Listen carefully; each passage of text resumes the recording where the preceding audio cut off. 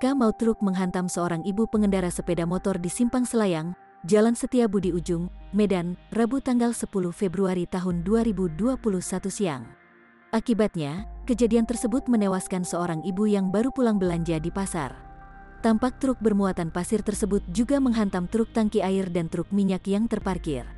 Terlihat warga langsung mengevakuasi korban yang tertabrak truk. Saksi mata, Sri Junita mengungkapkan bahwa kejadian terjadi sekitar pukul 11 waktu Indonesia Barat, di mana ia melihat korban baru pulang belanja. Sri menyebutkan bahwa supir truk tersebut sudah hilang. Polisi lalu lintas Polsek Deli Tua Bermarga Aibda Karo menjelaskan bahwa hanya ada satu korban atas kejadian tersebut, yaitu seorang ibu yang mengendarai sepeda motor Supra X bernomor polisi BK 3908 AVA. Ia pun menjelaskan bahwa truk pasir tersebut dalam kondisi remblong. Adapun korban diketahui langsung meninggal di tempat. Kini korban sudah dievakuasi ke Rumah Sakit Haji Adam Malik pada sekitar pukul 12 waktu Indonesia Barat.